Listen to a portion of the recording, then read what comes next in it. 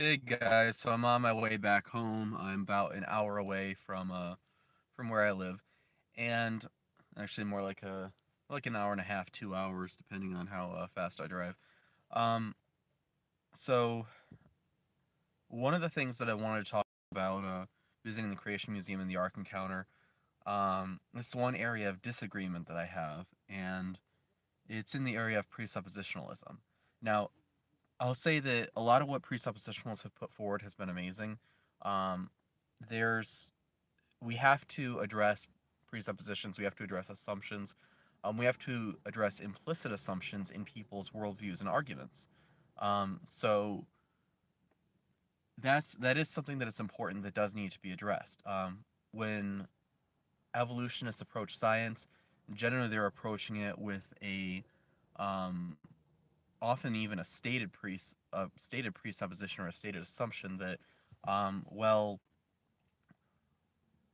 science is has to be materialistic. It's not allowed to consider anything outside of what is purely natural.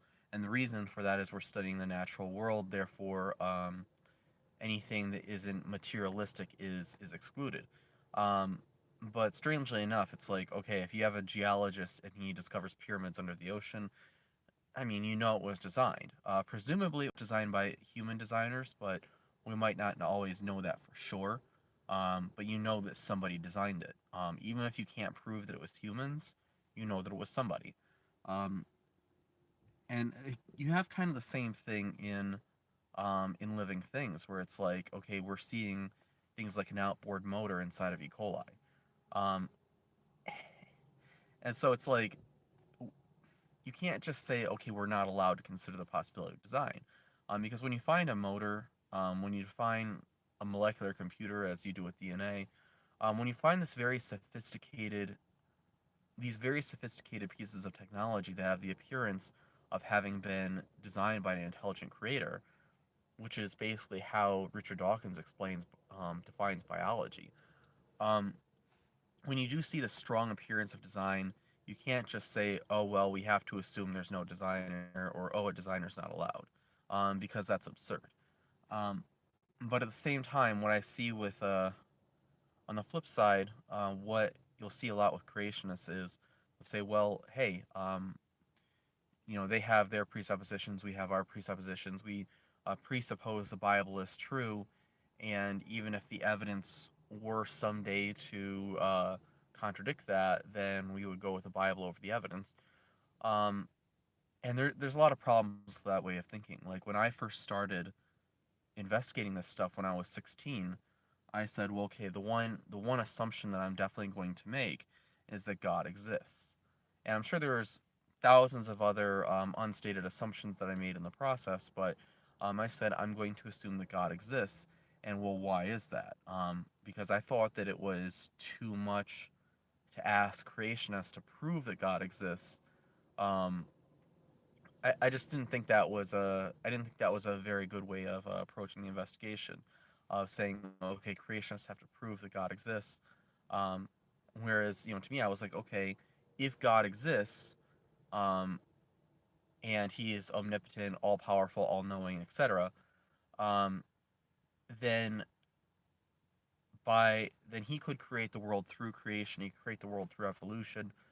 So I wasn't even necessarily assuming a lot about the character of God, but I was assuming that He was all powerful and all knowing. So I thought that that was too much to expect creationists to prove that, so I figured, okay, let's assume that God is real, and assume that okay, you could create the world anyway, and then go forward from there. And I also assumed that where the facts um, between creationists and evolutionists contradicted, where creationists might say a particular fact, and then an evolutionist might say, no, that's not true. It's actually this. And it was a fact, not something that's an interpretation of the facts. I was going to assume that the evolutionist was correct. Um, but then as I started fact checking, that fell away pretty quickly. So, I mean, taking a step back, I think that there's a lot when we look out in the world when it comes to the evidence where we have two different models. Um, but objectively, the creationist model fits the facts much better. And I think that any person who investigates this, and if they're honest about it and they understand what they're reading, I think they would have to come to the conclusion that the creationists have a much better, um, much more consistent explanation with the physical world.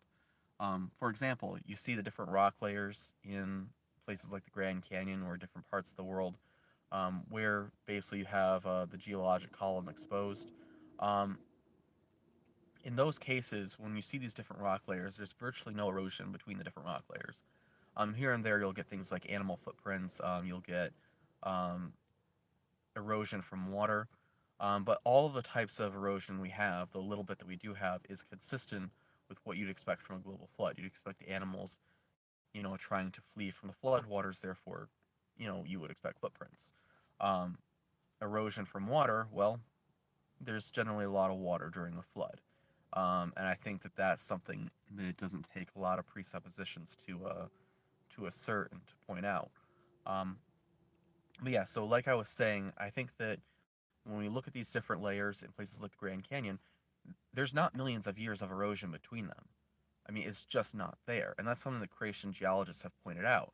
So objectively, we can say, hey, even though we're talking about the past, even though we're talking about something that we don't see happening today, um, objectively, there's not millions of years between these different rock layers, which means they were laid down in succession very rapidly. Scientifically, that is the most valid explanation.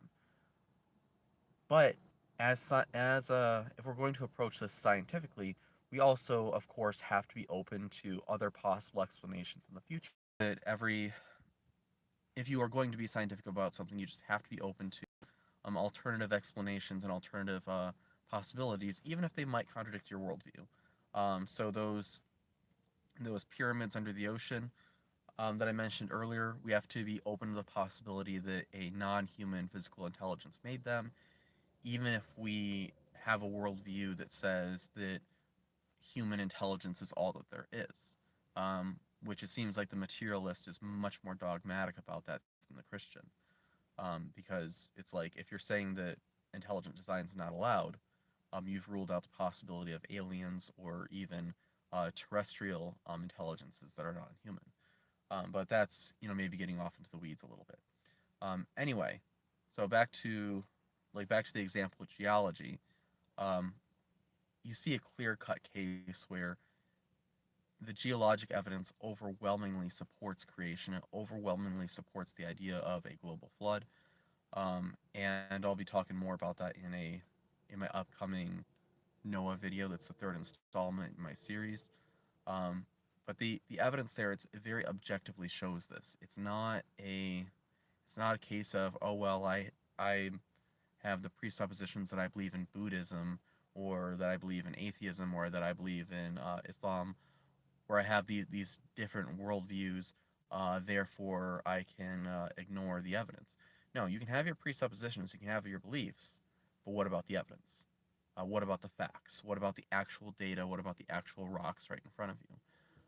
Because objectively, when we look at the data, unless we're going to say that some trickster god like Loki is rearranging the rocks just to make it look like there was a flood, then objectively the best conclusion we could come to is that there was a global flood, and that's where the rock layers came from. Anyway, yeah, there's a lot more that could be said about this, but this is just meant to be a quick video. I'm on my way back home, so somebody commented, you don't understand presuppositionalism if you think it's ignoring the evidence. And you know what? I do appreciate people's comments, and I appreciate the dialogue back and forth. And I would definitely want to engage anybody who wants to engage me on this, because I know it's not a popular position to take for Christian apologists. Um, I definitely want to talk to you.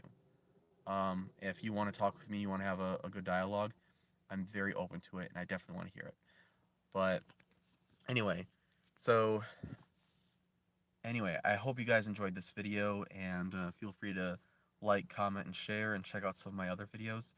Um, and stay tuned for more in the near future. This is Greg, out.